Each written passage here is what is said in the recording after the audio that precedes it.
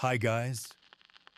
The story of wine begins in what is now Georgia and Armenia, where people first started making wine about 8,000 years ago. In Georgia, the earliest evidence comes from places like Shulaveri, where archaeologists found special clay pots called kvivri buried in the ground. These pots, shaped like large eggs, were used to make and store wine. The traditional method involved crushing grapes in stone basins and letting the juice ferment in these kvivri. Today, in Georgia's Kakheti region, particularly around towns like Signagi and Telavi, winemakers still use these ancient techniques. The Alaverdi Monastery, one of Georgia's oldest, has been making wine using kvivri for centuries and continues this practice today. In Armenia, the Arini 1 cave complex contains the world's oldest known winery, dating back about 6,100 years. The cave had a clay fermentation vat, grape seeds, and storage jars. Nearby, the village of Arini still produces wine from local grapes, and visitors can see the ancient winemaking equipment at the Arini Wine Factory.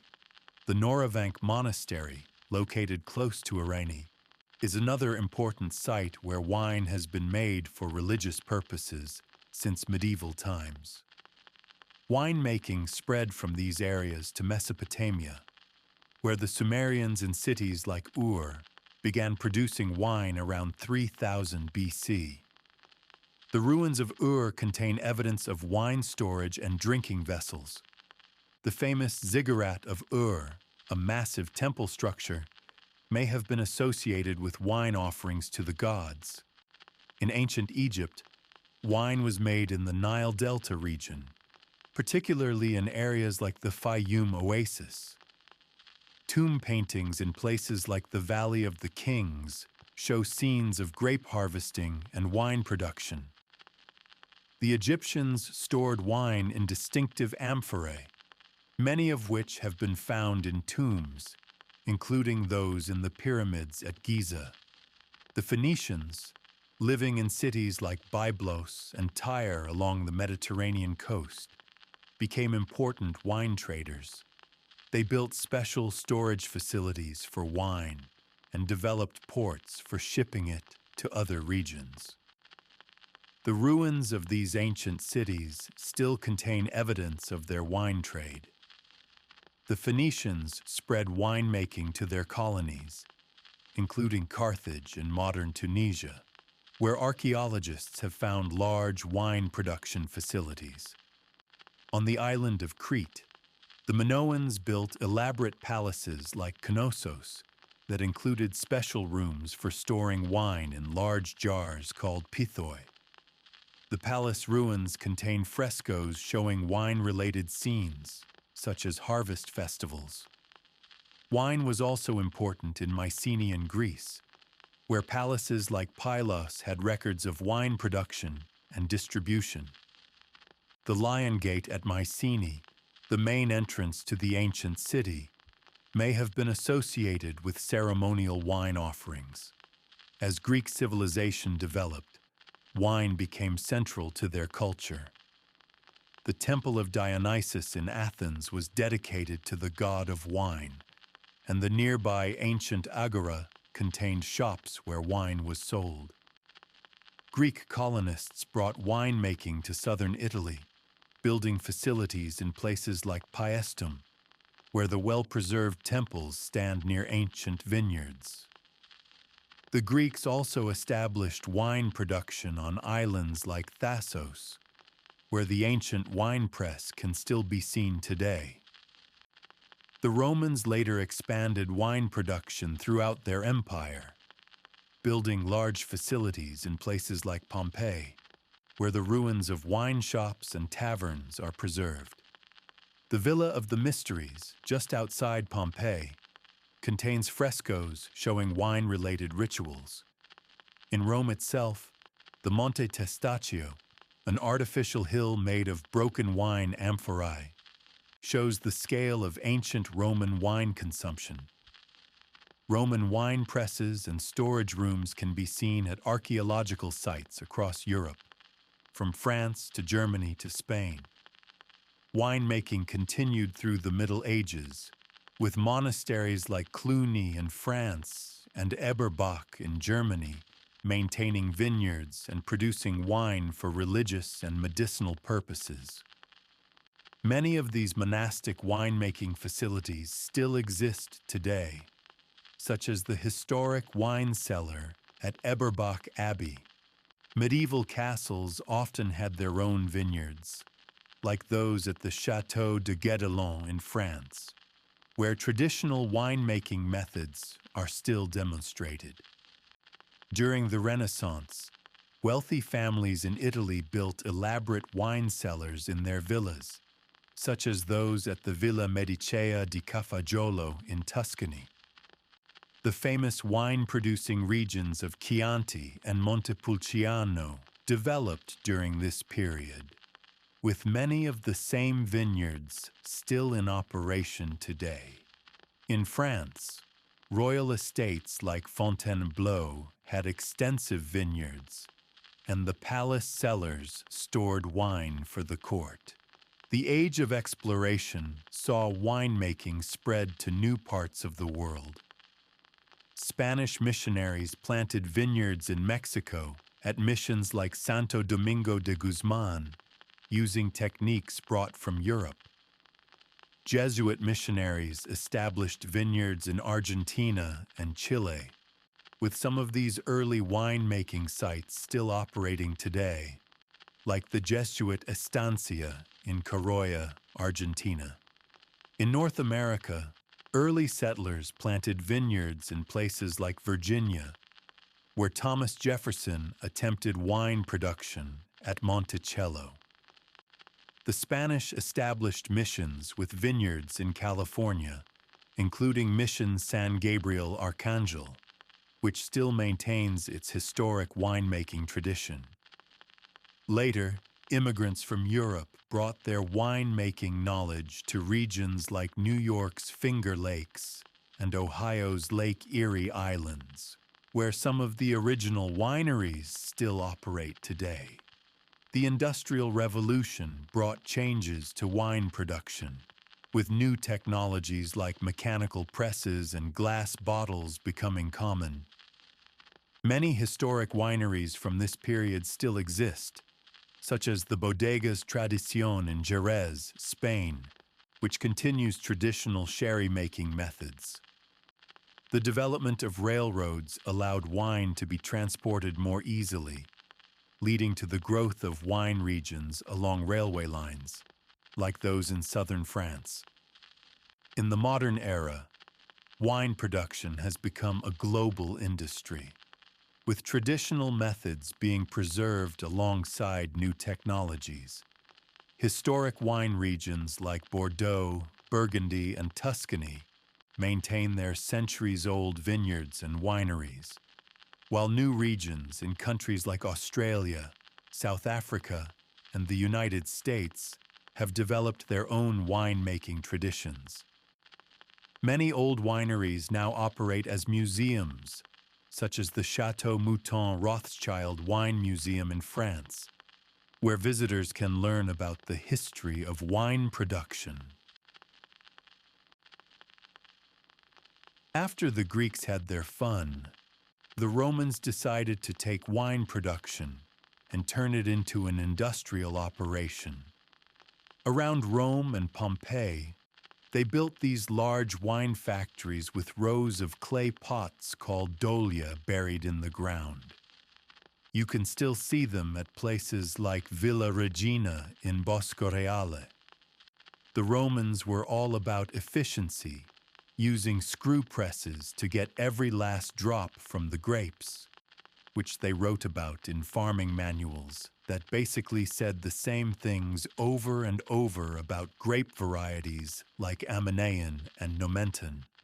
The Romans were the first real wine snobs, going crazy for fancy vintages like Falernian wine from near Naples that they'd age for decades.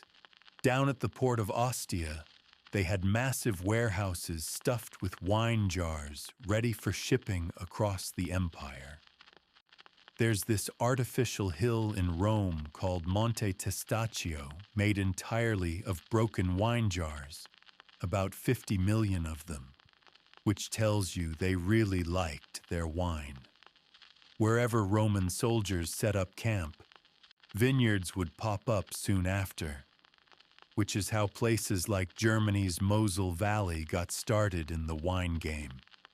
Rich Romans drank their wine from fancy silver cups at dinner parties they called convivia, while regular folks went to wine bars called popinae that were basically ancient versions of dive bars. You can still see some of these in Pompeii with their marble counters and built-in storage jars. They had this big temple of Bacchus near the Circus Maximus, where they'd pray to the wine god, probably asking him to cure their hangovers. Roman doctors like Galen prescribed wine for everything from stomach aches to sadness, though their medicine sometimes included weird stuff like lead, which probably didn't help much. Down in Spain, the Romans turned places like modern Andalusia into major wine factories.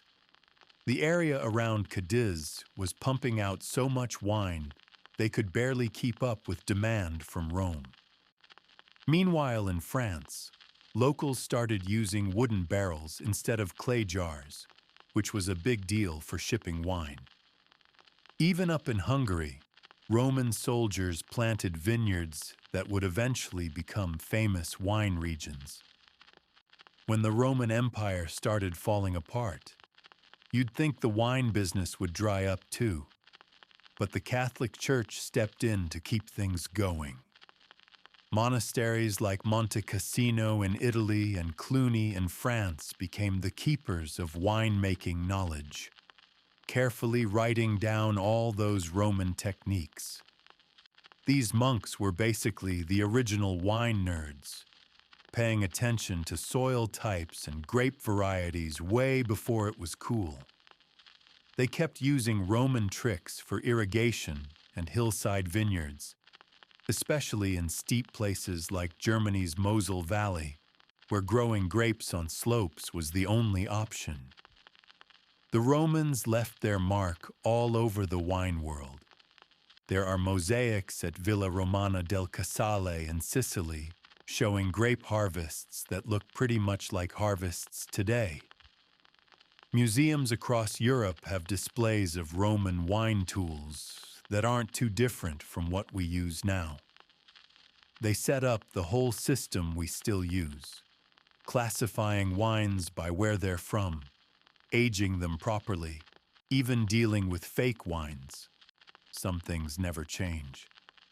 Their shipping routes along rivers like the Rhone and Rhine became the original wine highways, moving product from vineyard to table centuries before trucks existed. So when you're drinking wine today, you're basically tasting history. Those Romans took winemaking from small-time stuff to big business, spreading vineyards further than anyone thought possible. From fancy dinner parties to corner wine bars, they created a wine culture that's still around today. Not bad for a bunch of guys in togas who've been gone for 1,500 years. The way we grow grapes and make wine still follows a lot of their basic ideas, even if we've got better tools now. Their influence stuck around through all those years when wine was mostly made in monasteries, right up until modern times when wine became popular everywhere again. The more things change, the more they stay the same, especially when it comes to wine. After the Roman Empire faded, wine production in Europe fell mostly to monasteries during what we call the Middle Ages. In France's Burgundy region, monks at places like Clos de Vougeot spent years figuring out which patches of dirt grew the best Pinot Noir grapes. Their big stone winery from the 1100s still stands today, looking like a castle but for making wine instead of fighting wars. These monks kept detailed records of their vineyards that would make any modern accountant nod in approval. Down in Bordeaux, things got interesting when Eleanor of Aquitaine married the English king in 1152. Suddenly, the English couldn't get enough of that claret wine, and ships were hauling barrels across the channel non-stop. The Bordeaux merchants got so rich they built fancy buildings around what's now called the Water Mirror Square, where you can see reflections of all that old wine money. Meanwhile, in Portugal, monks at Alcobaça Monastery were aging their wines in cellars with vaulted ceilings that look like they're straight out of a history book. Germany's Mosel River Valley became prime real estate for Riesling grapes during this time. The steep slopes forced winemakers to build stone terraces that look like giant staircases to this day. Hauling grapes up and down those things must have been brutal work. The church ran the show here too, with places like Eberbach Abbey keeping strict records and using wine presses that look like torture devices now displayed in museums.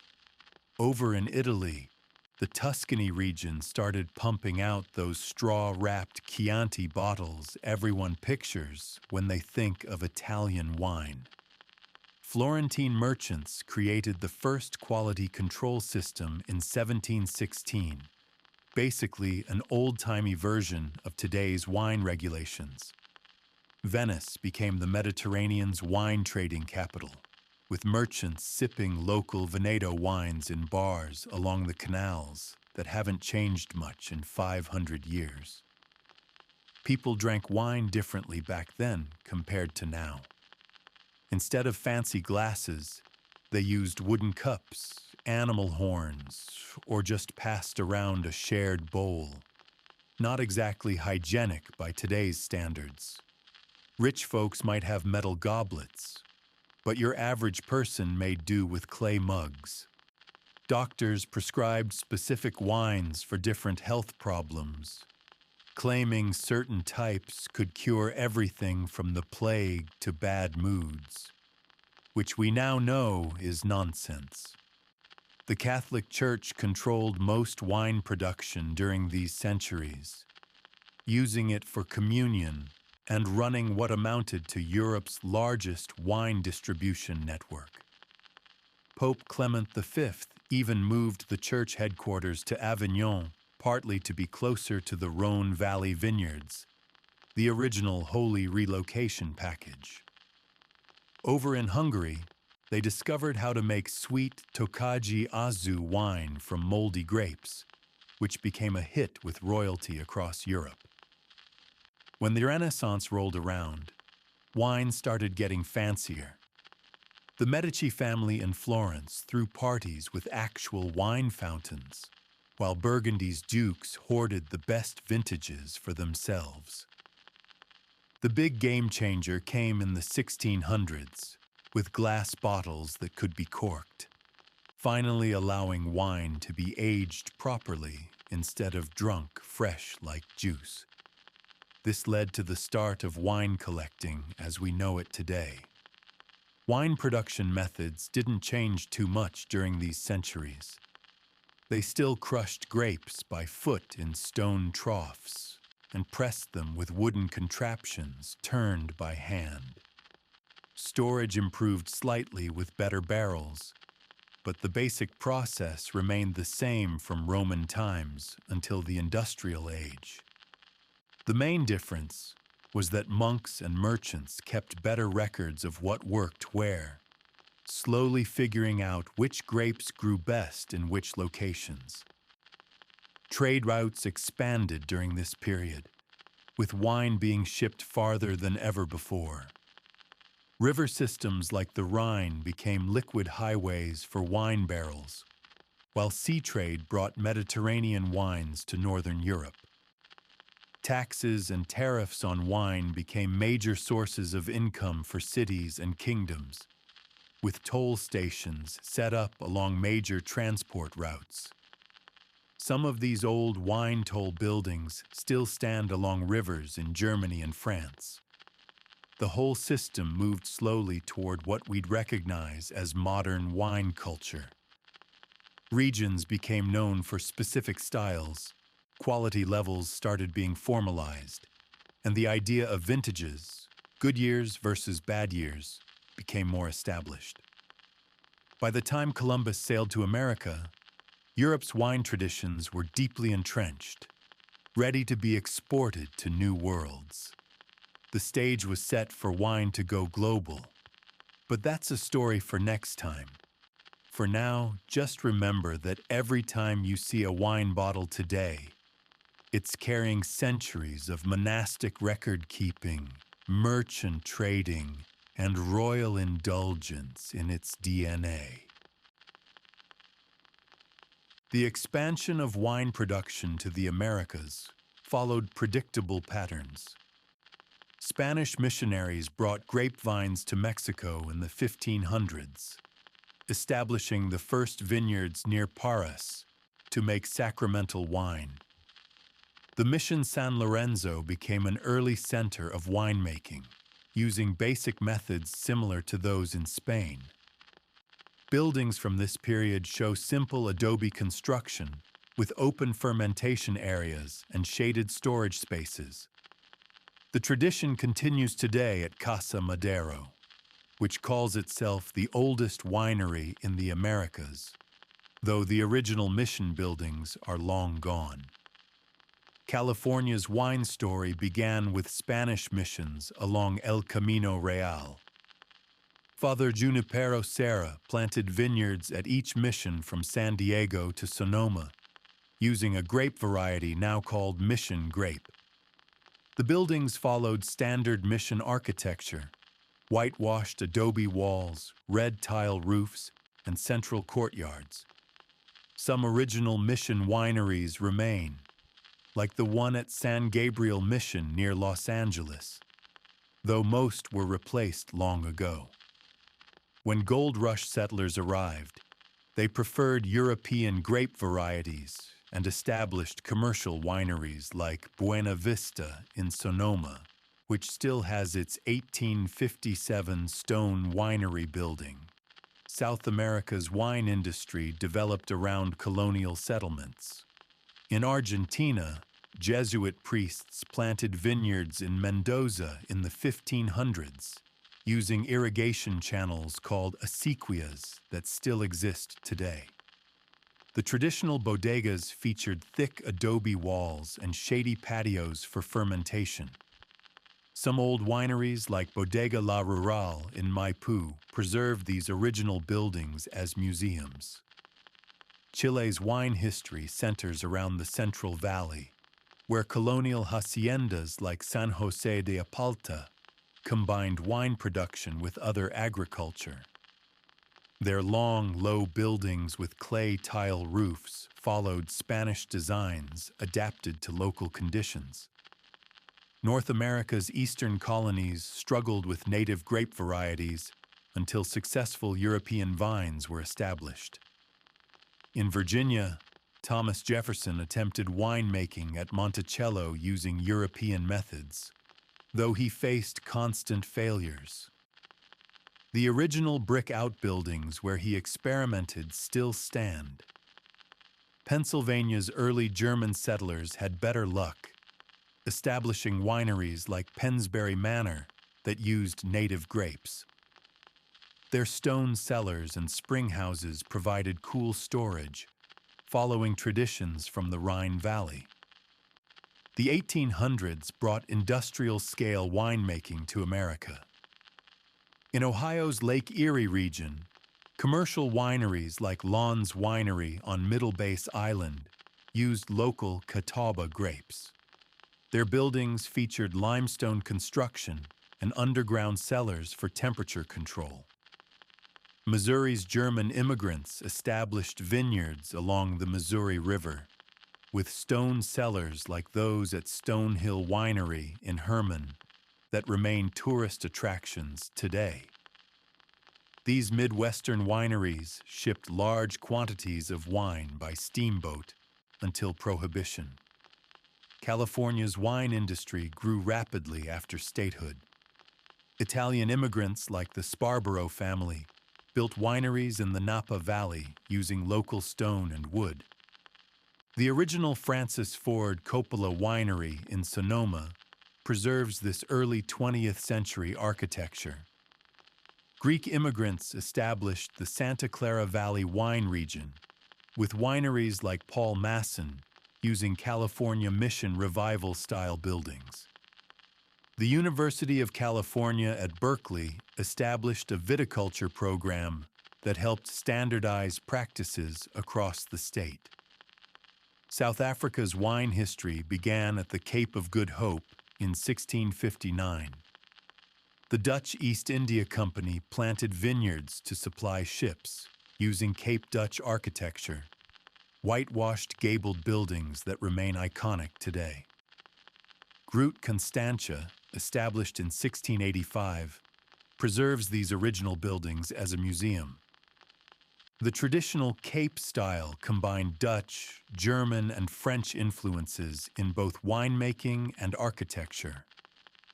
Slave labor built many early wineries, with original slave quarters still visible at some historic estates. Australia's wine industry started with British colonization in 1788. The MacArthur family established Camden Park near Sydney, using Georgian-style buildings adapted to the climate. German settlers in the Barossa Valley built wineries like Seppeltsfield in the 1850s, featuring Germanic architecture with Australian adaptations. Their underground cellars and above-ground stone buildings remain in use. The Hunter Valley's early wineries, like Wyndham Estate, used simple timber and iron constructions suited to the hot climate.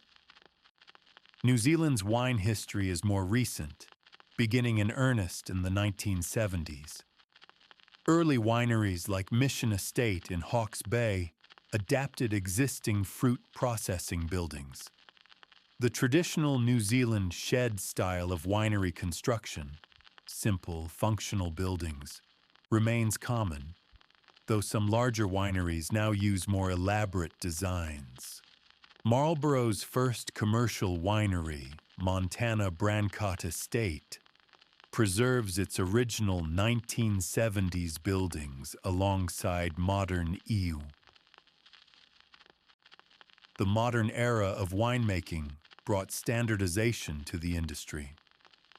In California's Napa Valley, wineries adopted similar designs featuring tasting rooms with long wooden bars and outdoor patio areas. Places like Robert Mondavi Winery established the template. Mission-style architecture with red tile roofs, courtyard fountains, and rows of oak barrels on display. Visitors follow predictable tour routes through fermentation rooms and barrel caves before ending in the retail area. Most wineries along Highway 29 offer nearly identical experiences, differing mainly in the wines poured and logo merchandise sold. European wine regions maintained their traditional appearances while modernizing operations. Bordeaux's Grand Chateau like Margaux and Lafite Rothschild kept their 18th century facades while installing stainless steel tanks indoors. The cellars remain lined with identical oak barrels, replaced on regular schedules. Tours follow set scripts discussing terroir and aging processes before concluding with samples in nearly identical tasting rooms. Small family wineries in Burgundy preserved their stone fermentation buildings while adding modern temperature controls, creating hybrid facilities that look old outside but function with new technology inside. Australia's wine industry developed characteristic styles seen throughout the Barossa Valley. Large producers like Penfolds use functional metal buildings alongside historic stone structures. The typical visitor center features corrugated iron roofs, broad verandas, and displays of antique harvesting equipment. Tours emphasize the region's German immigrant heritage before offering samples in nearly identical tasting areas. Even smaller wineries follow this pattern, differing mainly in scale rather than layout or presentation. South America's wine regions adopted similar modernization patterns. In Argentina's Mendoza province, wineries like Catena Zapata combined Spanish colonial architecture with state-of-the-art facilities. The typical bodega features adobe-style walls enclosing temperature-controlled fermentation halls. Visitor experiences follow predictable sequences: vineyard tours explaining high-altitude growing conditions, walks through barrel rooms, and tastings at long wooden bars. Most include token displays of traditional concrete fermentation vats, now used only for show. South Africa's wine country around Stellenbosch preserved Cape Dutch architecture while updating production methods. Whitewashed gabled buildings house modern tasting rooms where visitors sample wines in settings that mimic 18th century decor. The standard tour includes historical anecdotes about early settlers before transitioning to contemporary winemaking practices. Even new constructions like Delaire Graff Estate incorporate traditional design elements to maintain regional character while using current technology. New Zealand's Marlborough region developed its own version of standardized wine tourism. Nearly all wineries feature simple timber and glass structures with views of the vineyards. Tastings occur at long counters where staff explain Sauvignon Blanc characteristics using identical terminology. A few historic sites like Mission Estate maintain older buildings, but most opt for functional modern designs that prioritize efficiency over charm. The region's success with Sauvignon Blanc created remarkable uniformity in both production methods and visitor experiences. Wine education became standardized through global certification programs. Courses cover identical material whether taught in Napa, Bordeaux, or Adelaide. Students learn the same tasting techniques, use the same vocabulary, and study the same regions. Examinations test knowledge of standardized quality indicators and production methods. This formalized education created remarkable consistency in how wine professionals worldwide describe and evaluate wines, regardless of origin. The global wine market operates through identical distribution channels. Importers, distributors, and retailers follow the same business models in every major market. Wine shops organize inventory by country then region, using nearly identical display methods. Restaurants construct wine lists following universal formats: sparkling wines first, then whites, reds, and desserts. Even wine storage units for collectors adhere to industry-standard temperature and humidity settings regardless of location. Modern winemaking equipment looks and functions the same worldwide. Stainless steel tanks from the same manufacturers appear in facilities across continents. Presses, pumps, and bottling lines operate identically, whether in Chile, France, or Australia. Laboratory equipment for analyzing wine chemistry comes from a handful of global suppliers. This technological uniformity ensures production methods vary little between regions, contributing to the increasing similarity of wines from different areas. Climate change has prompted nearly identical responses across wine regions.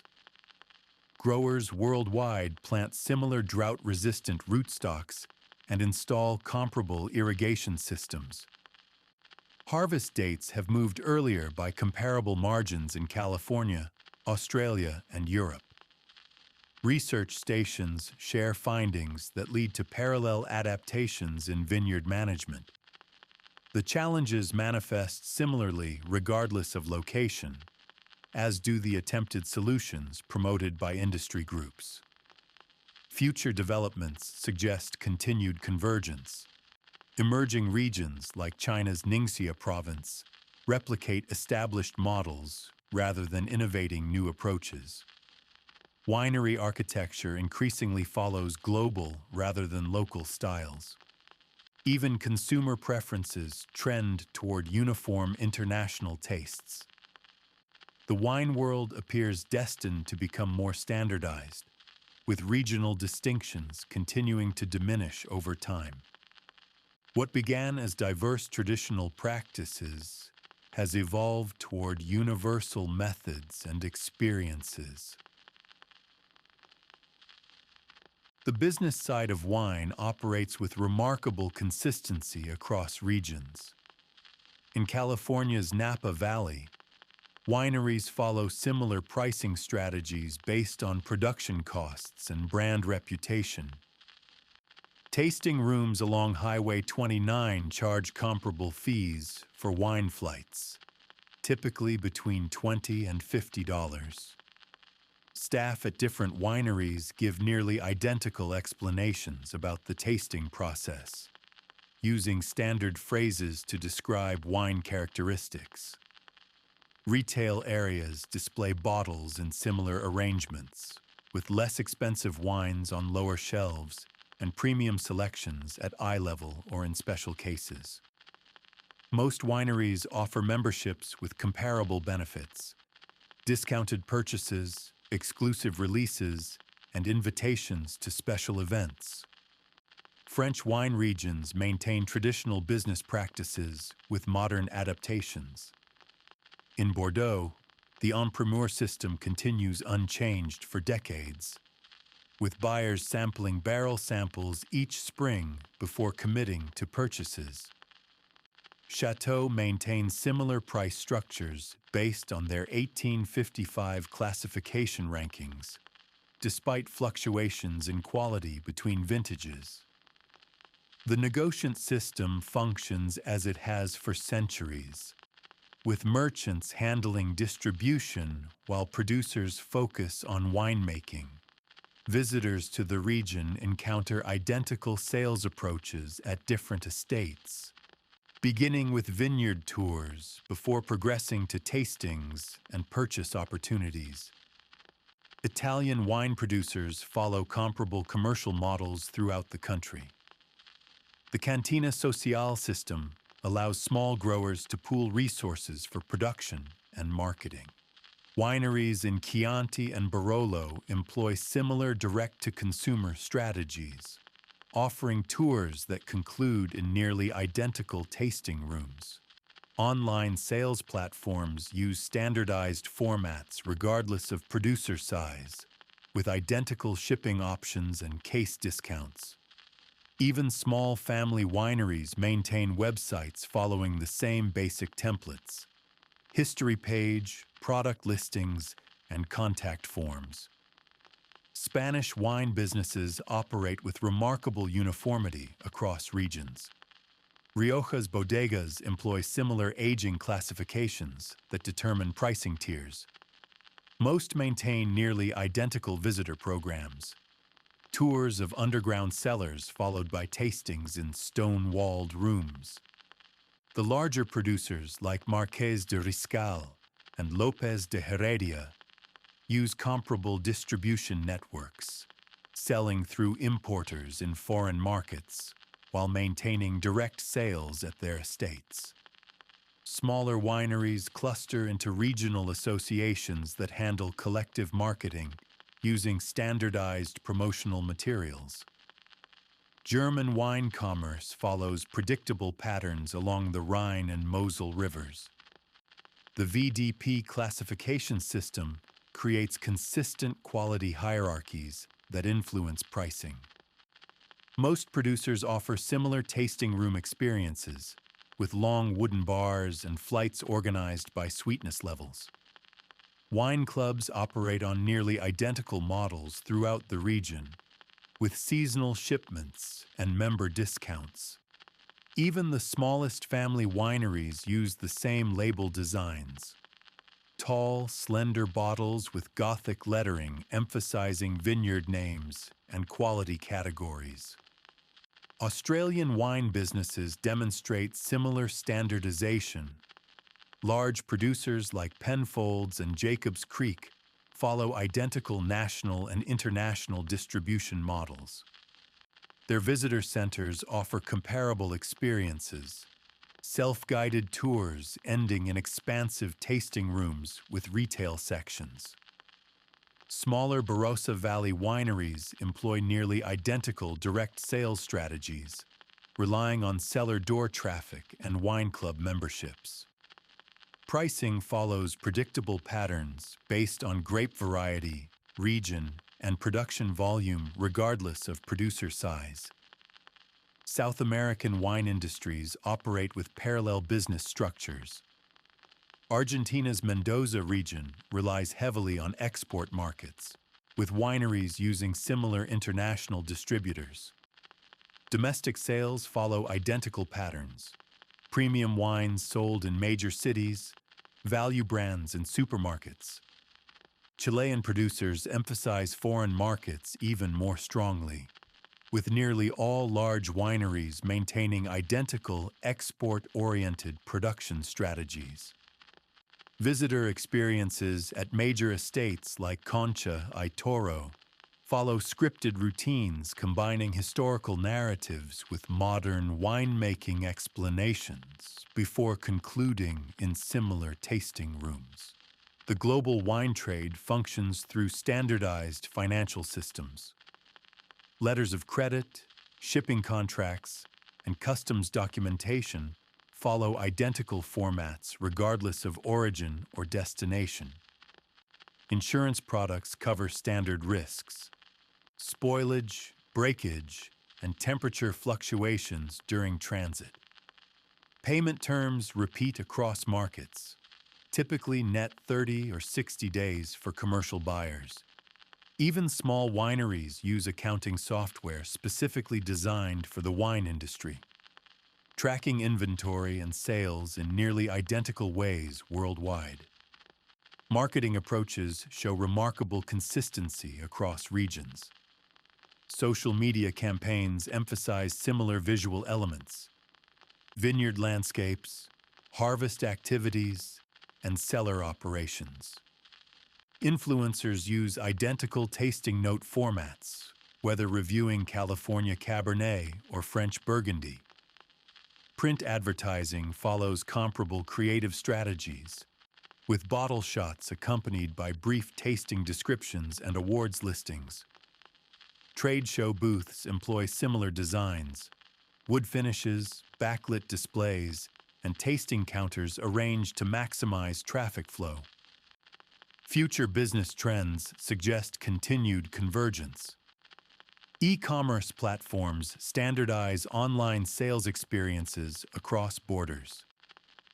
Blockchain applications promise identical provenance tracking from vineyard to consumer. Direct-to-consumer shipping regulations gradually align between countries. The wine business appears destined for increasing uniformity as global markets integrate further and best practices spread universally. Regional distinctions that once defined commercial approaches continue diminishing as standardized models dominate worldwide. Wine production follows similar patterns in most parts of the world today. In California, the process begins each year with pruning vines in January and February. Workers move systematically through rows of grapes, cutting back last year's growth in preparation for the new season. Large wineries in places like Napa Valley use machines for many tasks, while smaller producers still do some work by hand. The weather remains a constant concern, with growers checking forecasts daily and adjusting their plans accordingly. The buildings used for making wine look much the same everywhere. Large metal tanks stand in rows inside warehouse-like structures. Wooden barrels fill storage areas where the temperature and humidity stay carefully controlled. Tasting rooms typically have long counters where visitors can sample wines, with shelves displaying bottles for sale. Many feature outdoor seating areas with views of vineyards. The designs follow practical needs rather than standing out as unusual or creative. Harvest time brings similar activity across wine regions. Workers pick grapes when tests show the right sugar levels, usually between August and October. The fruit travels quickly to the winery where machines remove stems and crush it. Juice flows into tanks to begin fermentation, a process that happens the same way whether in France, Australia, or South America. Workers monitor temperatures and take samples to check progress at regular intervals. Rules about wine names and labels create uniformity between countries. Certain words like reserve or estate bottled mean specific things that don't change from place to place. Government agencies check that wineries follow these requirements before approving sales. The information on back labels tends to repeat the same details about alcohol content, producer location, and grape varieties. Wine shops organize their selections in predictable ways. Bottles grouped together by country first, then by region within that country. Price tags show cost per bottle clearly, with more expensive wines often kept in separate cases or behind counters. Staff receive training to describe wines using standard terms about fruit flavors, acidity, and body. Customers can expect to find similar selections whether shopping in New York, London, or Tokyo. Restaurants handle wine service nearly identically worldwide. Servers present the bottle, show the label, and open it at the table. They pour small tastes for the person who ordered before filling glasses for everyone. Wine lists follow the same format, starting with sparkling wines, then white, red, and dessert wines. Prices typically mark up bottles 2 or 3 times above retail cost. Wine education programs teach the same information everywhere. Classes begin with how grapes grow, then move to fermentation and aging. Students learn to identify common aromas and flavors using standardized tasting techniques. Exams test knowledge of major regions and grape varieties, with passing scores leading to certificates recognized across the industry. The curriculum changes little from year to year. Trade shows for wine professionals feature similar displays in every location. Booths showcase bottles from different regions, while equipment companies demonstrate the latest tools for vineyards and cellars. Seminars cover familiar topics like marketing trends and new regulations. Attendees exchange business cards and discuss orders for future shipments, following routines established over decades. Wine competitions use judging systems that vary little between events. Samples arrive in identical glasses marked only with numbers. Experts swirl, sniff, and taste each one before assigning scores based on appearance, smell, and flavor. Medals awarded to winners follow the same gold, silver, and bronze categories used in other industries. Results get published in formats that make easy comparisons between vintages and producers. Climate change affects all wine regions in comparable ways. Warmer temperatures cause grapes to ripen earlier than in the past. Drought creates problems for irrigation in places like California and Australia alike. Growers respond by planting different grape varieties or changing trellis systems, solutions that spread quickly between regions facing similar challenges.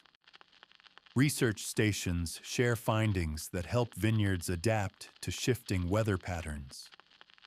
Future developments seem likely to continue these trends toward sameness. New technologies get adopted everywhere at about the same time. Consumer preferences shift in similar directions across different countries. Regulations become more alike as governments coordinate standards. The wine world grows smaller and more uniform with each passing year, leaving little room for unique local traditions to survive unchanged. What began as diverse regional practices has become increasingly standardized on a global scale. Wine consumption habits have become largely similar across different countries and cultures. People typically drink wine in the evening, often with meals, following patterns that vary little between New York, Paris, or Tokyo. Restaurants serve wine in nearly identical glasses, with the bowl shape designed to concentrate aromas. Portion sizes remain consistent, with a standard pour measuring about 5 ounces regardless of location. Most establishments offer wine by the glass in similar selections, usually including one sparkling, a few whites, several reds, and sometimes a dessert wine. The way people shop for wine shows remarkable consistency. Supermarkets arrange bottles by country of origin, then by color: white, red, then rosé. Prices follow predictable ranges, with cheaper wines on lower shelves and more expensive options at eye level or in special displays. Staff recommendations appear on small cards attached to shelves, using familiar descriptions about fruit flavors and food pairings. Liquor stores follow nearly identical layouts, with additional sections for regional specialties or collector items. Home storage of wine follows common practices everywhere.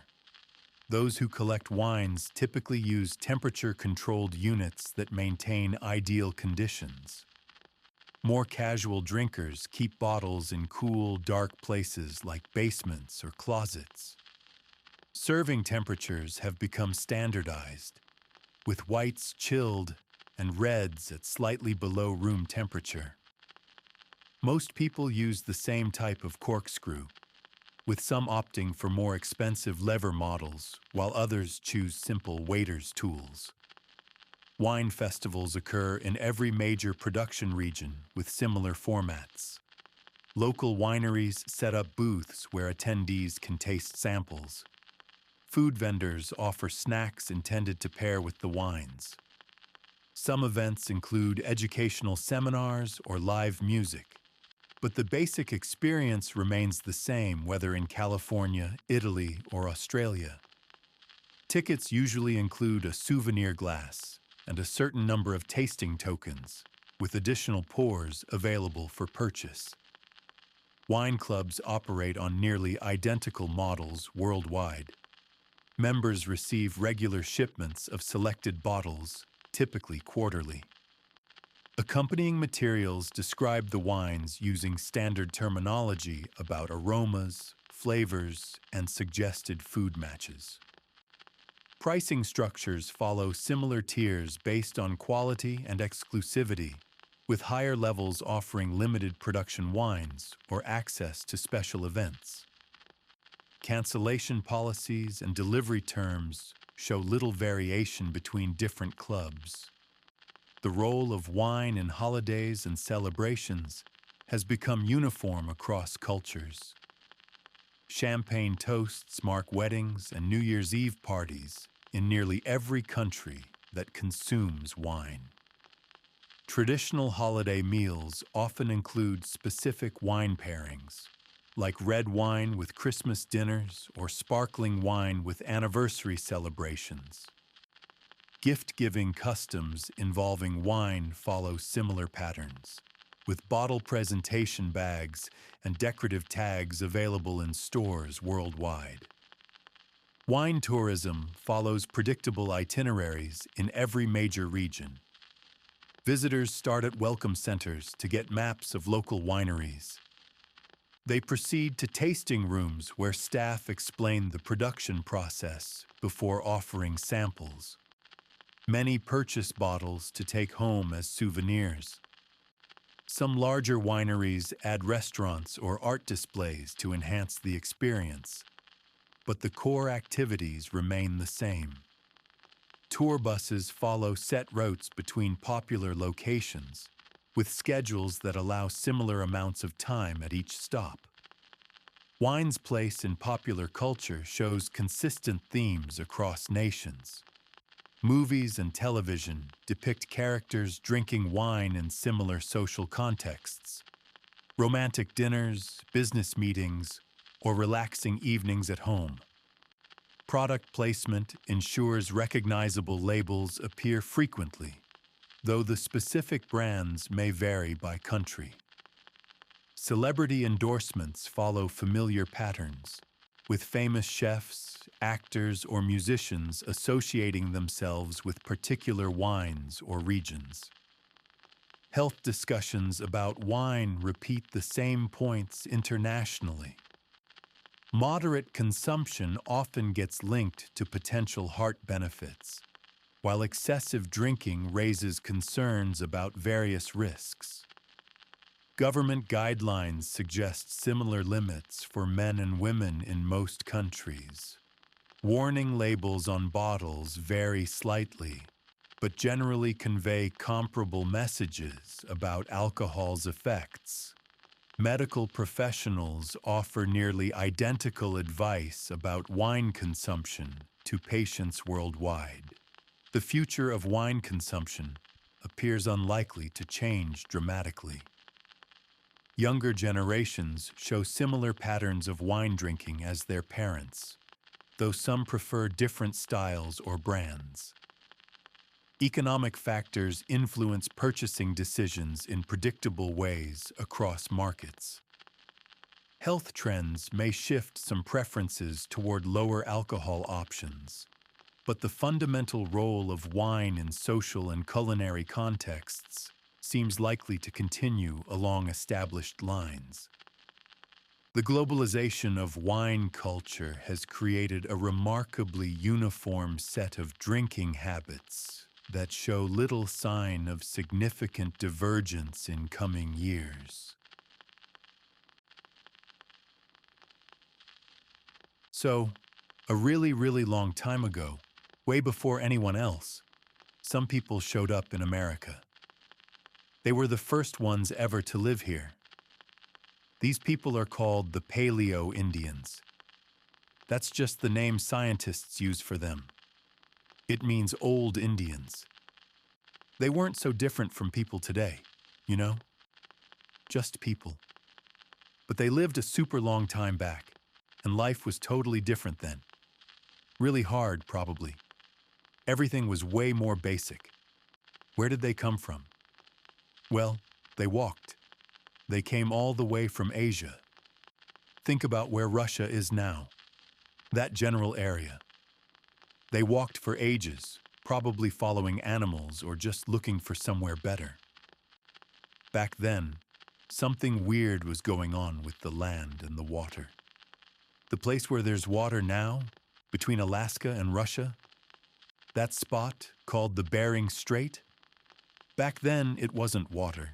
It was dry land, solid ground, a big bridge of land, basically. Because so much water was frozen up in giant ice sheets called glaciers, So these people just walked right across that land. It was cold, really cold, like Ice Age cold. Not fun walking weather, for sure. But they did it. They kept going. Eventually, they got to Alaska. Alaska was the first place they hit in America. Still pretty cold and icy up there back then. Not exactly the best spot to stop. So they kept moving.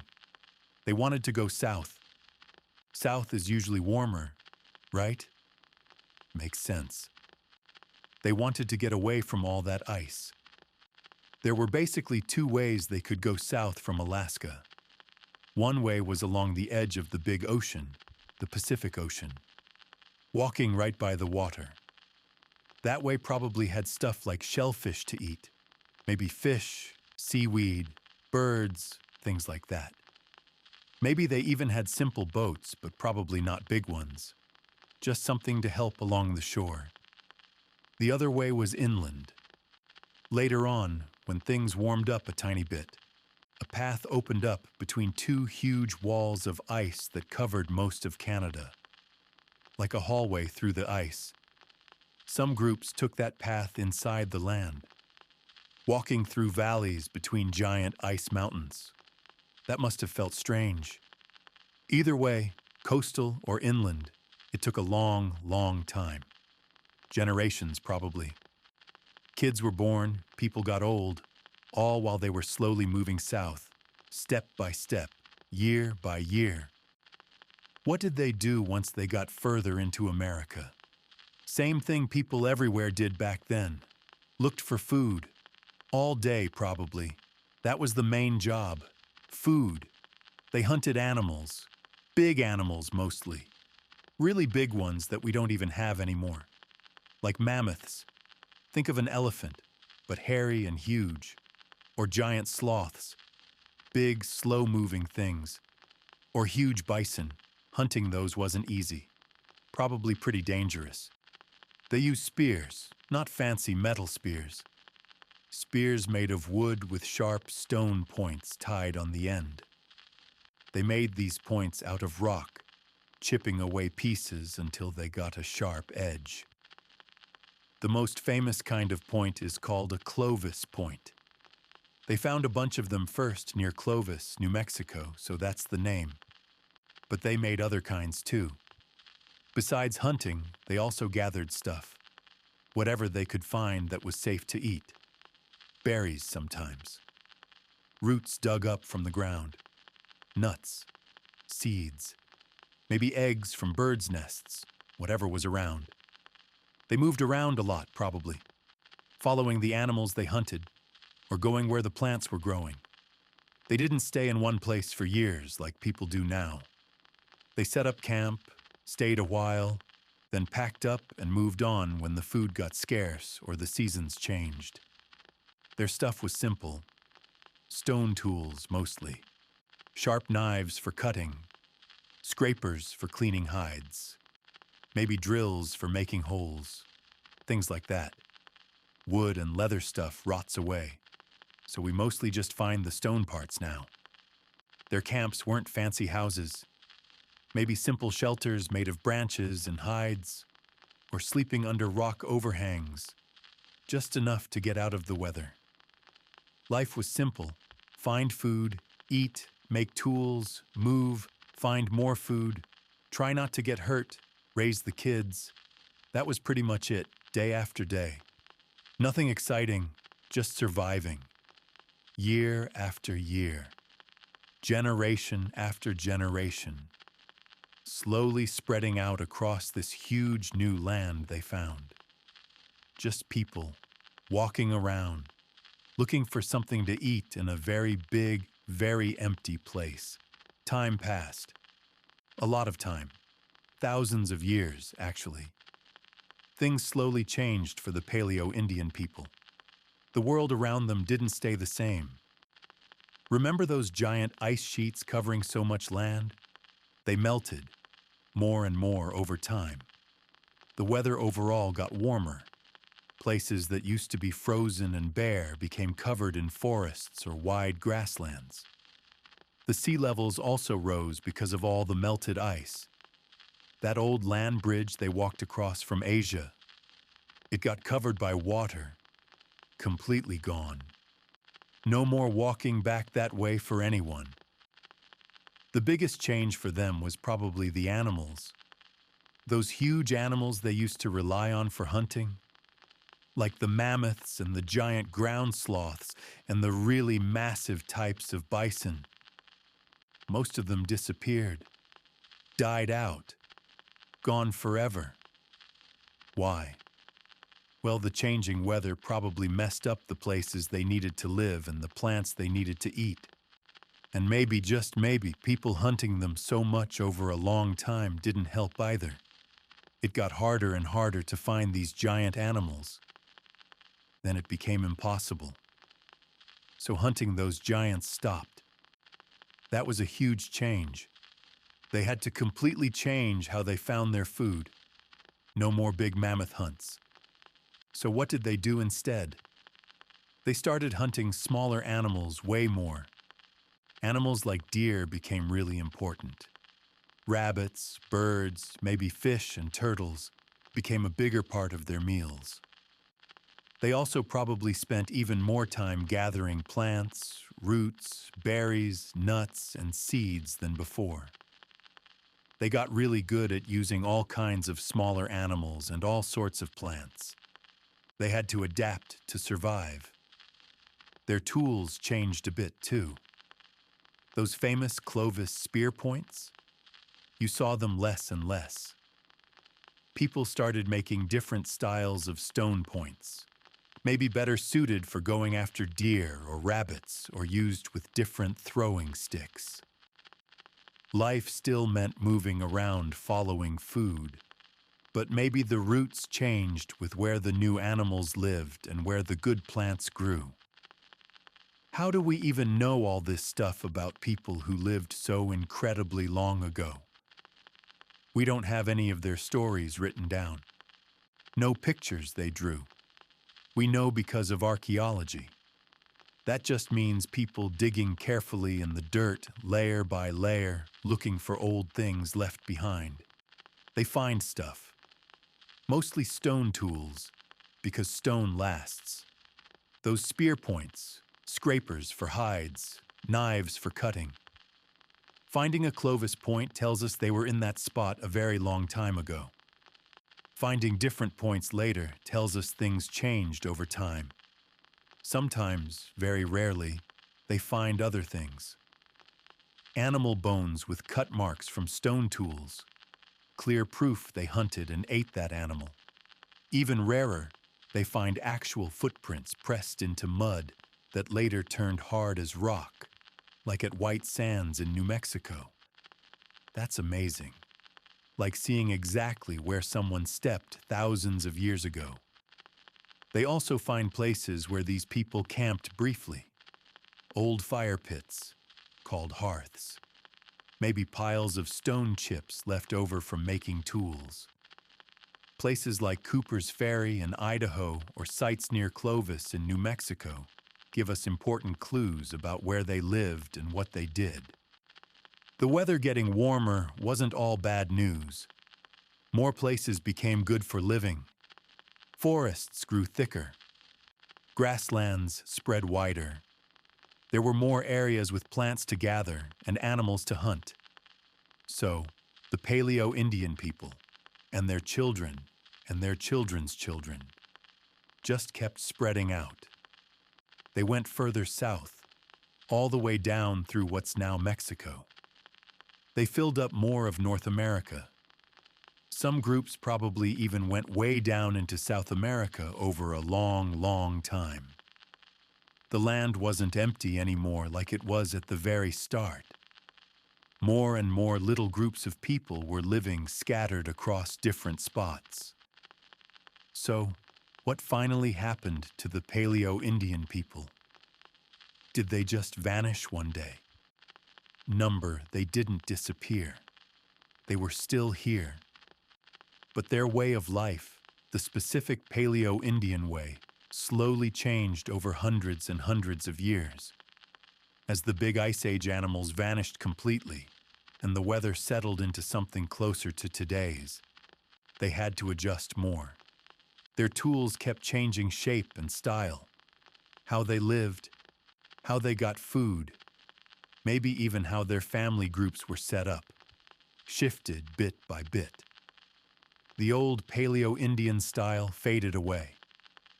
New ways of doing things emerged slowly. Different regional styles of tools and living appeared across the huge continent.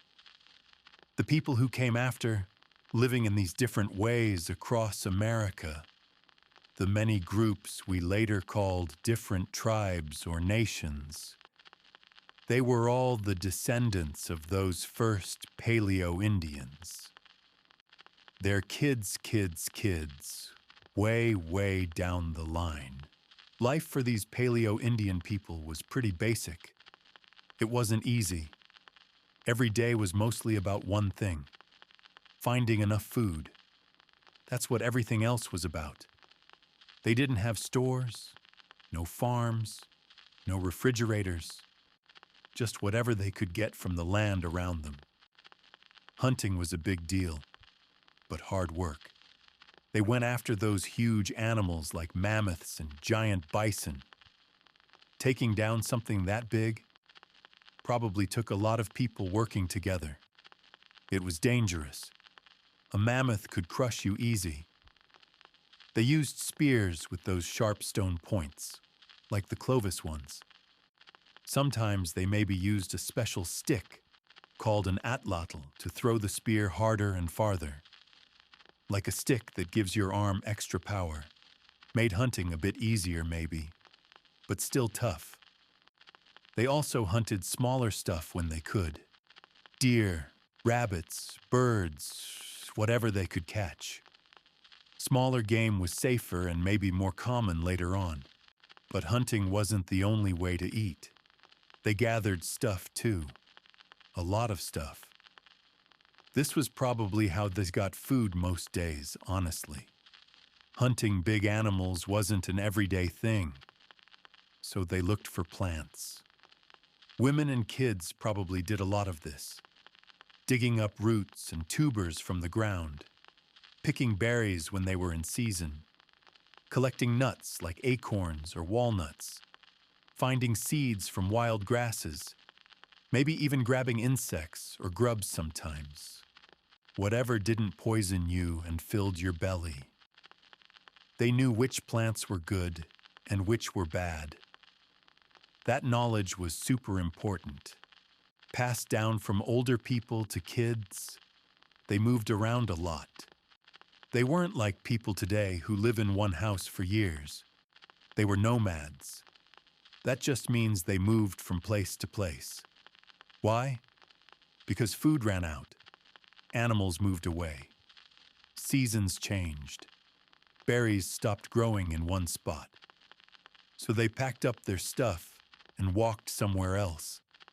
They followed the animals they hunted.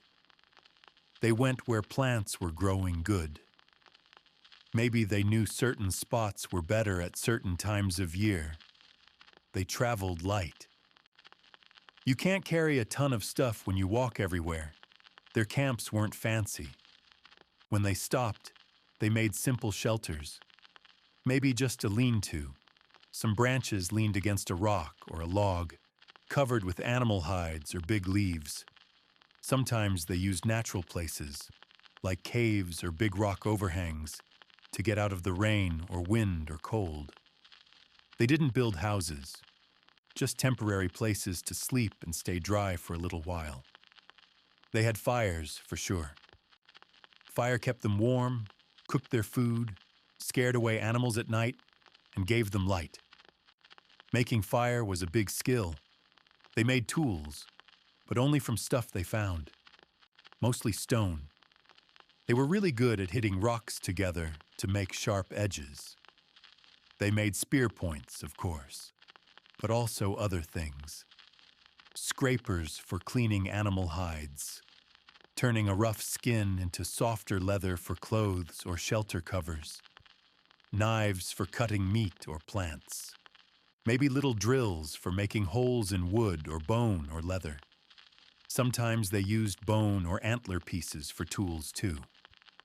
Wood was probably used a lot, for spear shafts, digging sticks, maybe bowls. But wood rots away fast, so we don't find much of it now. Just the stone parts last. What about clothes? Well, it was cold sometimes, especially early on. They probably wore clothes made from animal skins, hides cleaned and maybe softened, tied together with strips of leather or plant fibers. Simple stuff. Just enough to keep warm, maybe some fur for extra warmth. Footwear? Probably simple leather wraps or moccasins, something like that. Nothing fancy. Life was small group life. They probably lived in bands, small groups of families, maybe 20 or 30 people, sometimes more, sometimes less, traveling together, helping each other hunt, helping watch the kids, sharing food. It was safer together, easier to survive. They probably knew other groups, maybe met up with them sometimes at good spots, traded things, shared news, found partners for their kids. But mostly, it was their own little band, day in, day out. Kids learned by doing, watching the adults, helping with gathering, practicing making little tools, learning how to track animals, learning which plants were food. There wasn't school, just life. Getting older meant taking on more jobs, hunting for the men, gathering and making things for the women. Old people were important because they remembered things, where to find water in a dry time, how to treat a sickness, stories about the past. It was a simple life, but a hard one. Food wasn't always easy to find. Getting hurt or sick was bad news. No doctors. Bad weather could make things miserable. Animals could be dangerous. Babies and old people probably died more often than they do now. But they kept going. They did what they had to do to live in this big new land, day after day, year after year, slowly spreading out. Just living. Scientists can even see this connection now in a different way, through DNA. By studying the genes from very old bones they find, when they are incredibly lucky, and comparing them to the genes of modern Native American people, they see the direct link. The story is written right there in the genes. The first people who walked into America are the ancestors of the Native American people living here today. They are their great, great, great, add a whole lot more greats, grandparents. That family connection goes way, way back to those first small groups crossing the old land bridge and slowly spreading out across 2 huge continents. So the time we call Paleo-Indian ended, but the people didn't stop. They became the next people, who became the next people after that, all the way down to the present. They were the very beginning. So, these Paleo-Indian people lived a long, long time ago. Really long. Why do we even care about them now? What's the point? Well, it's simple. They were the first. The very first people to ever set foot in America and make it their home. Before them, no humans lived here. That's kind of a big deal, even if it was way back when. We know about them because of the stuff they left behind. Not much, but enough. Mostly stones. Those stone tools, especially the spear points, are like little messages from the past. When someone finds a Clovis point sticking out of the dirt, it tells us, hey, people were here, and it was a really long time ago. Finding different kinds of points later tells us things changed slowly over time. It's not exciting like finding gold, but it tells a story. The story of how people lived here first. The places where they lived, even just for a little while, are important spots now. Places where archaeologists dig carefully. Spots like that place in New Mexico with the old footprints, white sands. Or Cooper's Ferry in Idaho where they found really old tools. Or near Clovis, New Mexico, where they found lots of those special points. These places are like markers on a map showing where the first people walked and camped. Digging there tells us more about what they ate, what animals were around, and how they made their tools. It's slow work, looking at dirt and rocks, but it adds pieces to the puzzle. Another big reason they matter is who came after them. They didn't just vanish, they were the start. Over thousands and thousands of years, their way of life slowly changed. The big animals were gone. The weather was different. So their kids and their kids' kids had to live differently. They hunted different animals, gathered different plants, made slightly different tools, moved around in different patterns, slowly, very slowly, all across the huge land. New ways of living popped up. Different groups in different places started doing things their own way.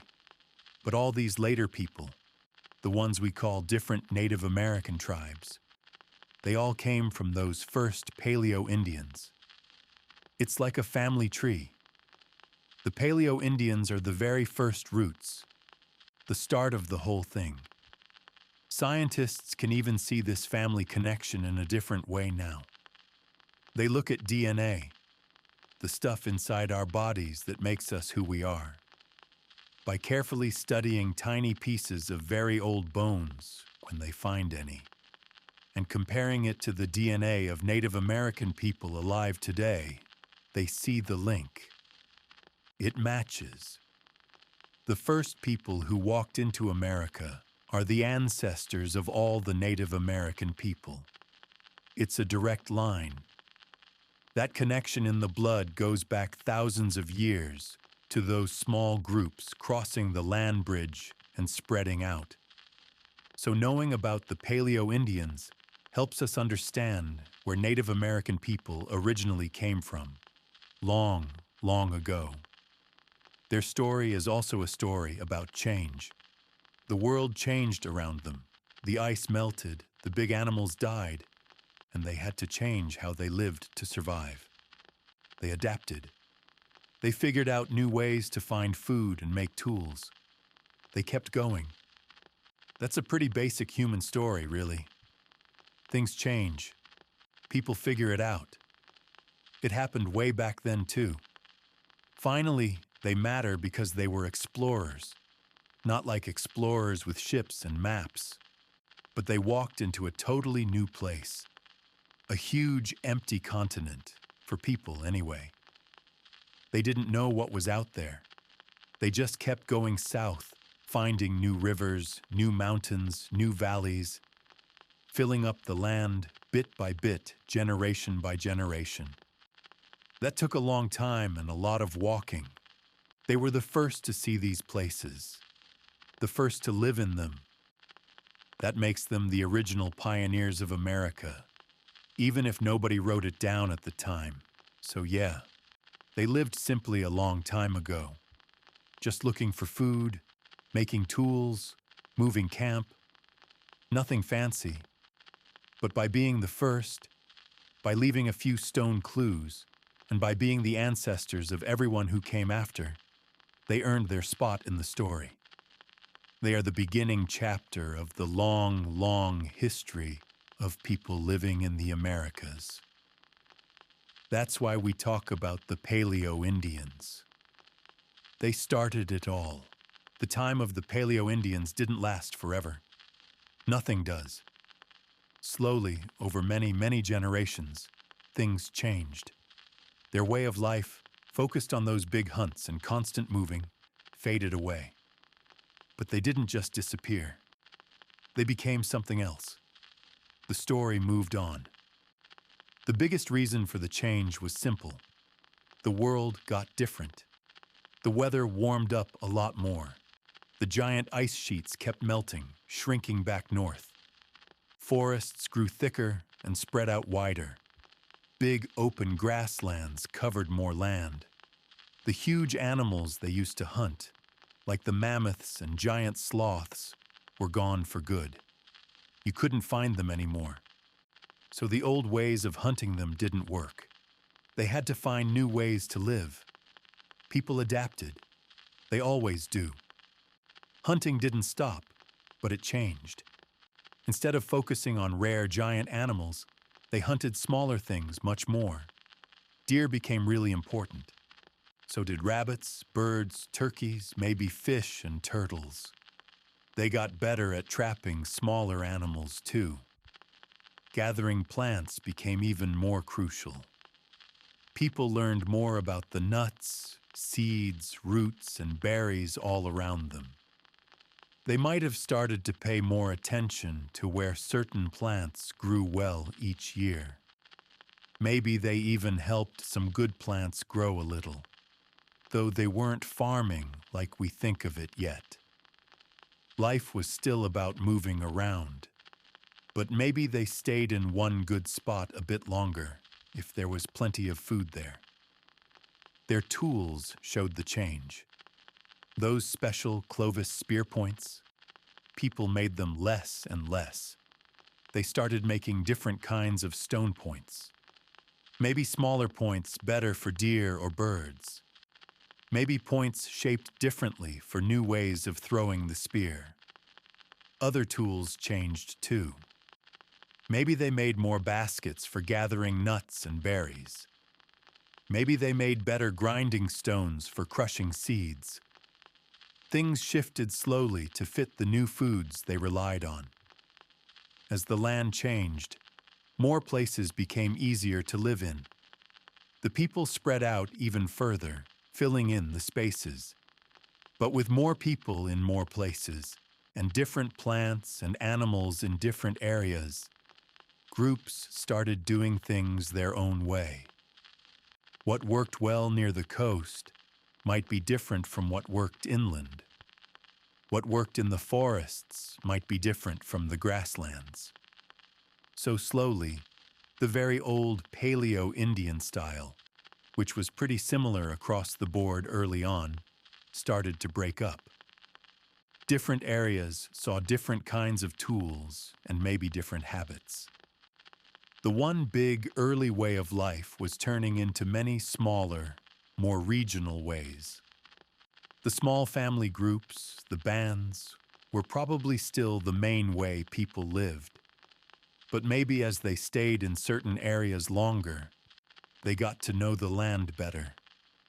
They learned the best spots for certain plants each season, the best places to find deer, the good fishing holes. This deeper knowledge of a smaller area started to develop. They were putting down roots in a way, even if they still moved around within their familiar territory. So what do we call the people after the Paleo-Indian time? Scientists have different names for the next long period, like the Archaic period. But that's just a label. The important thing is that these were the same people, just their grandkids and great-grandkids living differently. They were the direct descendants. The Paleo-Indians didn't vanish. They slowly turned into the next generations who lived across America for thousands more years before Europeans showed up.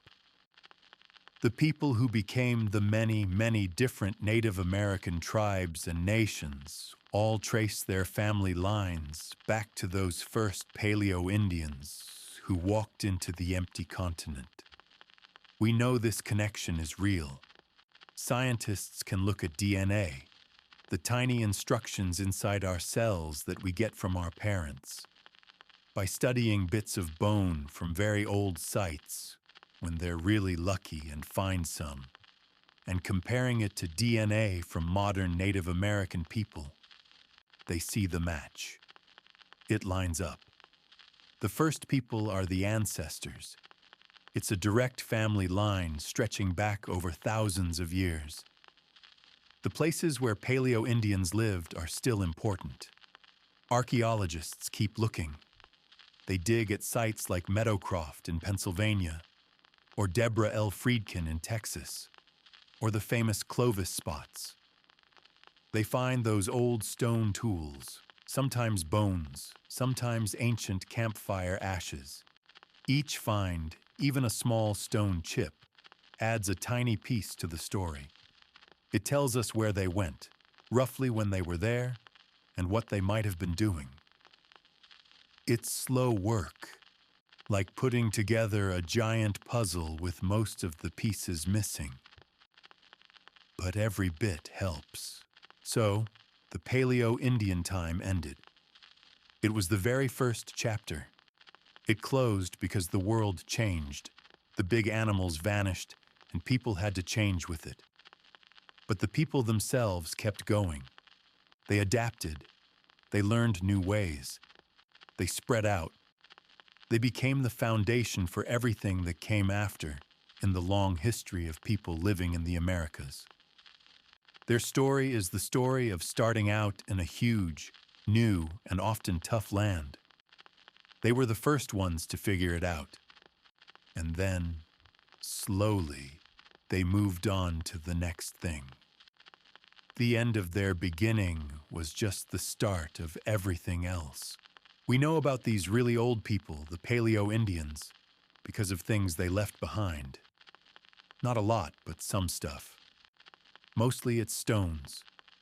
Stones they changed to make useful things.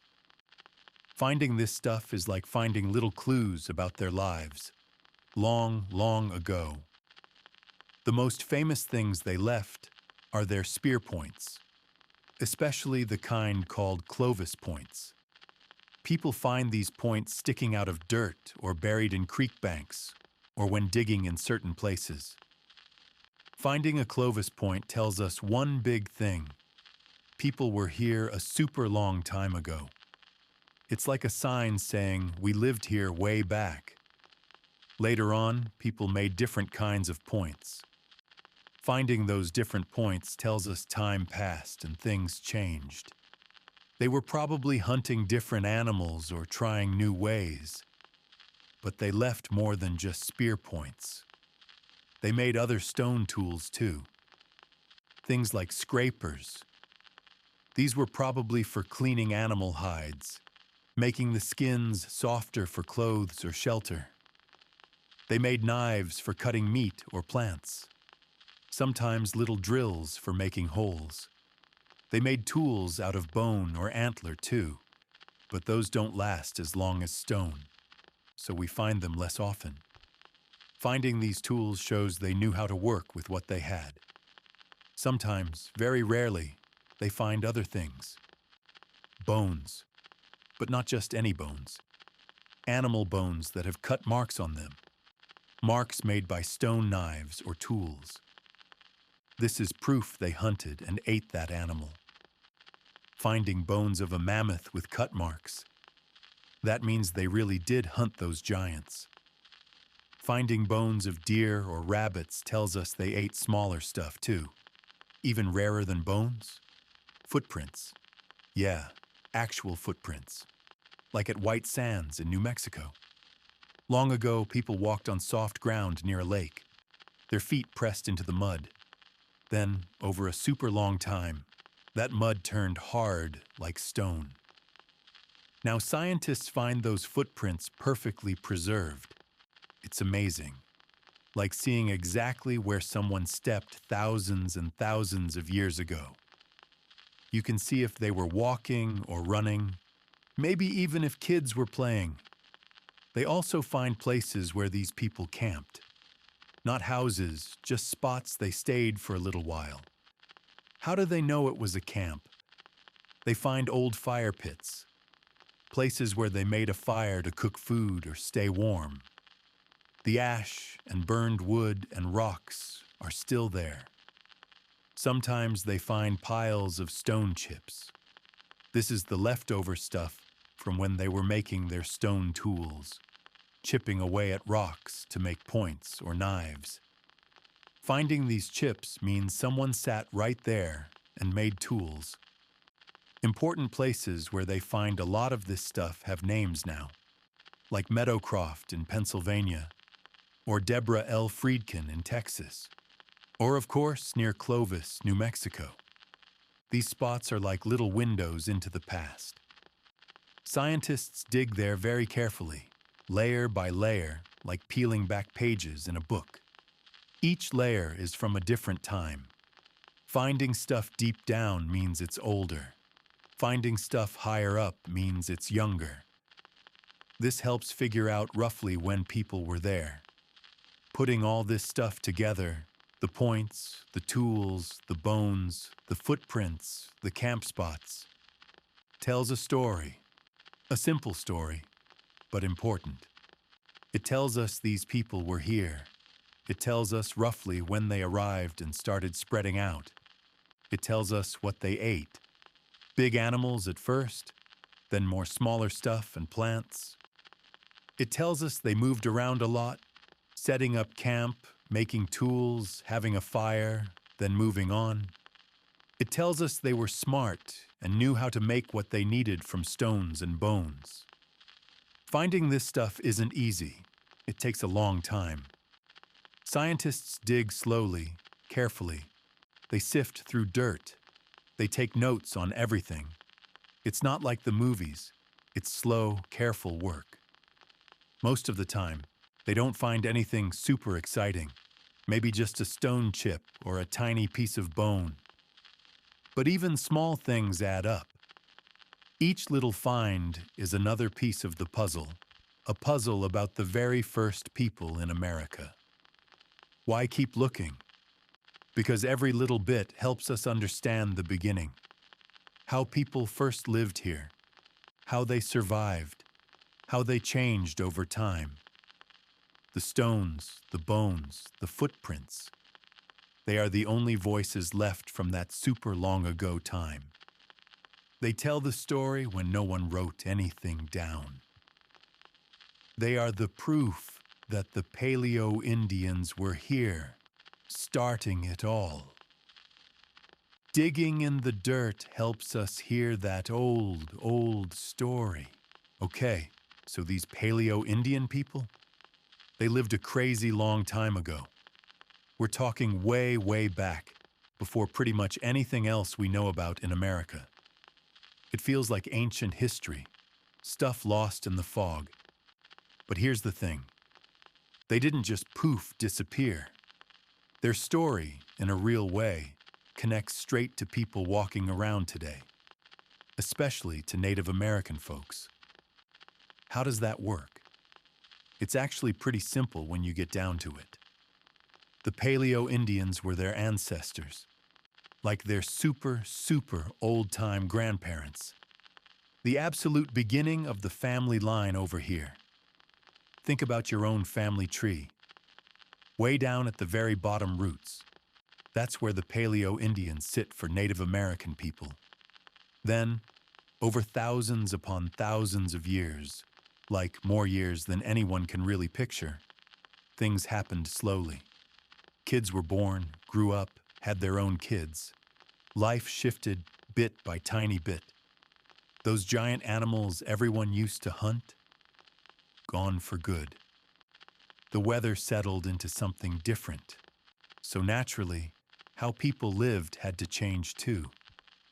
They started hunting different animals, smaller stuff like deer and rabbits. They gathered different kinds of plants and roots, learning what worked where. The tools they made shifted shape a little. Maybe groups started hanging around certain good spots for longer stretches, if the food was steady. And because America is huge, groups way up north started doing things differently than groups way down south, or groups near the ocean compared to groups deep inland. This all happened incredibly slowly, over more generations than anyone could count. This slow change, taking forever, eventually led to the many different Native American tribes and nations that were living all across North and South America for thousands of years, before any Europeans showed up in their big ships. All those different groups, each with their own languages, their own ways of doing things, their own stories and traditions. They all trace their family lines right back to those same first people who walked into this empty continent over the dry land bridge way back when. It's one enormous, unbroken family chain stretching back into the deep past. The Paleo-Indians are the very first link in that chain, the starting point. Scientists have a pretty neat way to actually see this connection now, which is kind of amazing. They look at DNA. DNA is this tiny stuff inside every single cell in your body. Think of it like a built-in instruction manual you get from your parents. Half comes from your mom, half from your dad, and they got their DNA from their parents, and so on, back and back through time. So DNA carries this hidden family history inside it. Sometimes, if they get really lucky, scientists can find tiny little pieces of DNA still hanging on in very old bones dug up from Paleo-Indian sites. It's tough work. Bones that old are rare, and the DNA inside is usually broken down and super hard to find. But sometimes, against the odds, they manage to get a little bit. When they do, they compare this ancient DNA to the DNA of modern Native American people. And guess what they find? It matches up. The patterns in the DNA from those old bones look like the patterns in the DNA of Native American people living today. It's like finding a direct family signature, proof written right into the body. It shows a clear, direct bloodline. The Paleo-Indians are the ancestors. They are the root of the family tree that grows straight up into the Native American people living now. That family story is carried right there in the blood, passed down silently from parent to child for more generations than anyone can number. This connection isn't just some dusty history fact. It's really important. It means the story of the Paleo-Indians isn't just about old stones and footprints.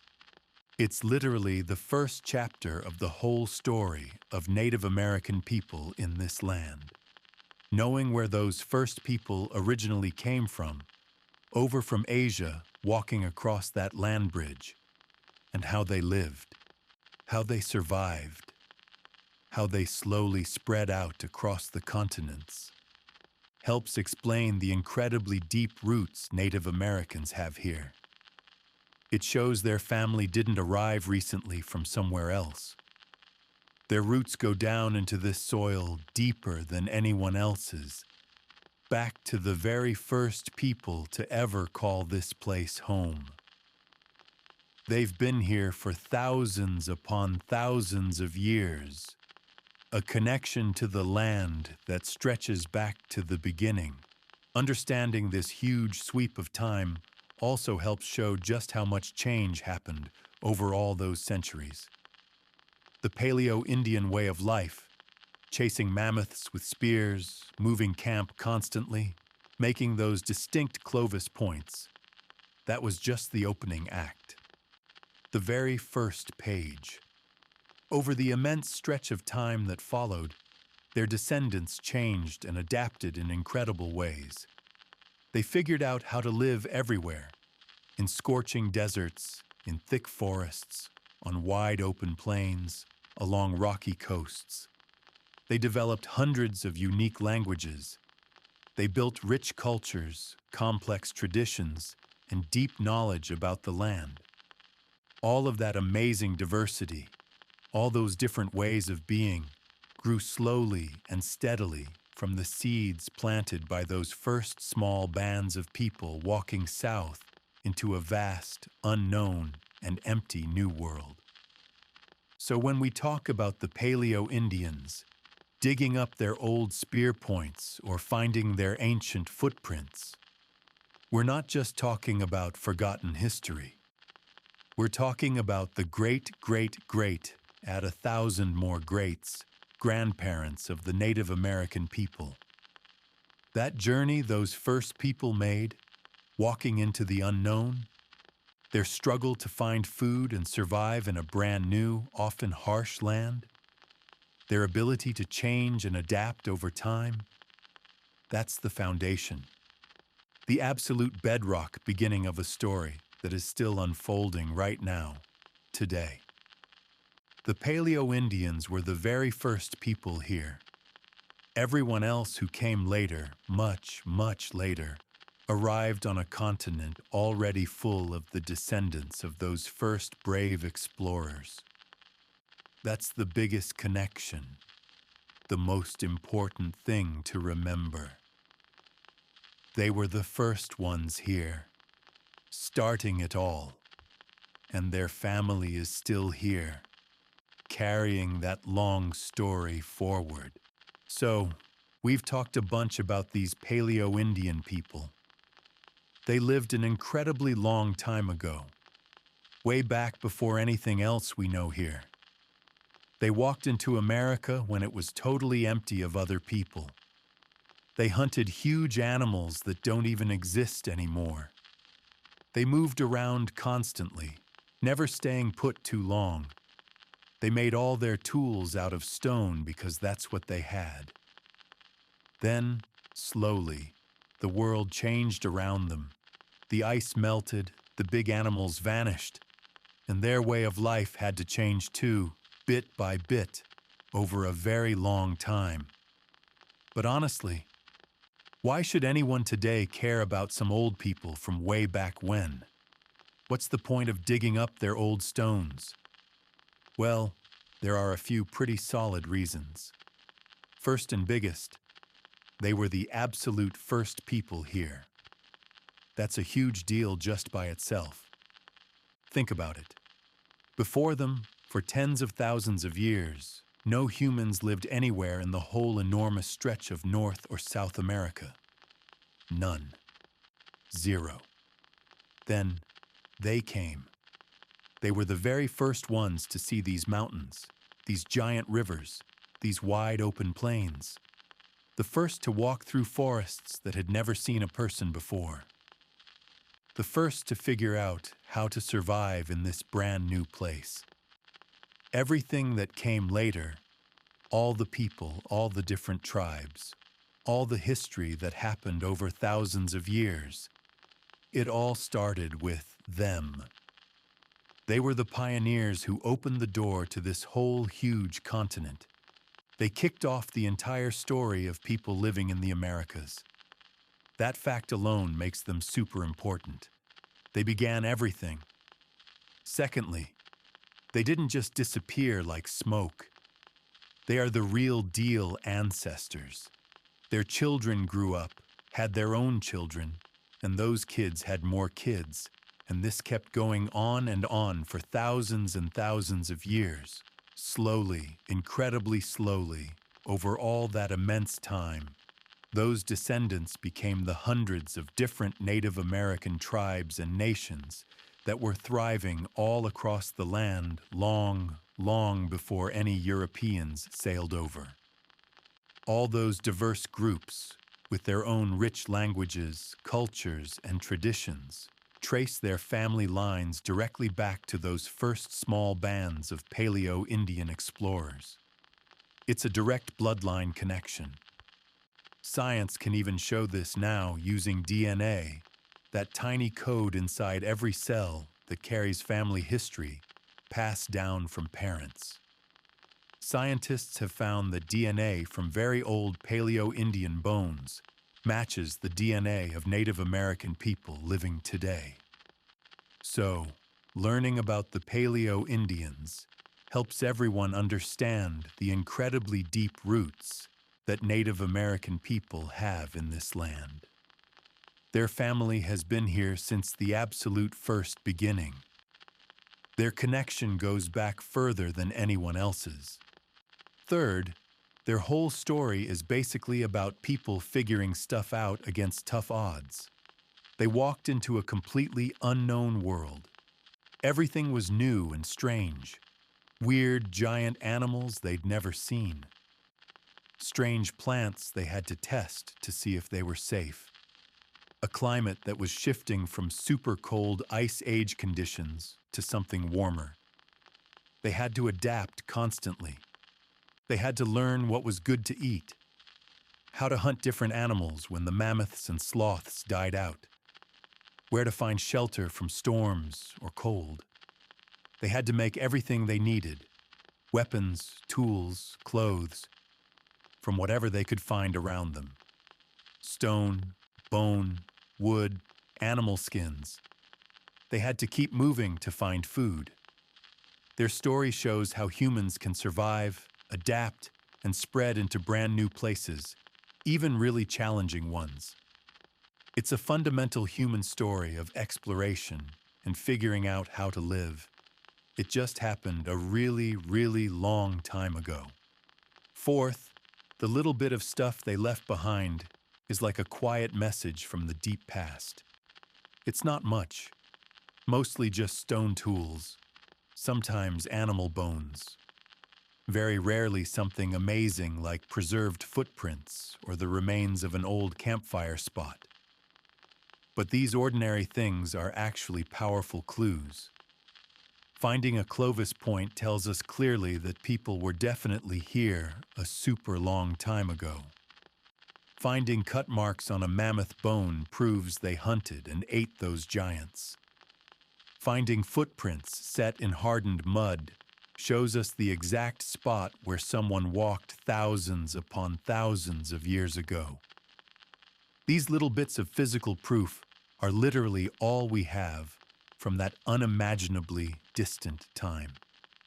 They are the only way we know anything about the very first people to call this place home.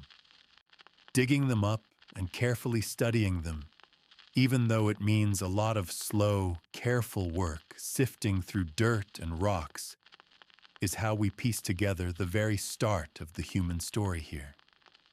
Without finding those stones and bones, we simply wouldn't know this story existed at all. They are the only voices left from that time. Finally, they matter because they show just how incredibly long people have been connected to this land. Native American people aren't recent arrivals. Their roots here go straight back to these very first people who walked in. For the Paleo-Indians, this was the New World. They were the ones who explored it first, learned its secrets, figured out how to live in it, and their family has been an unbroken part of it ever since. Understanding the Paleo-Indian story helps everyone see that the history of people in America isn't short at all. It's mind-bogglingly long.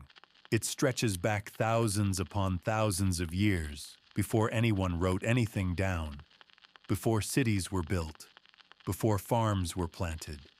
It all began with small groups of people walking slowly south across a huge land, carrying their few stone tools, always searching for the next meal, and becoming the very first to call this vast place home. That deep, long connection is fundamentally important. It's the true foundation. Knowing about the Paleo-Indians reminds us that the story of people here is much, much older than many folks realize. They were the absolute beginning, and the legacy of their journey and survival is still here, woven into the land and its first peoples.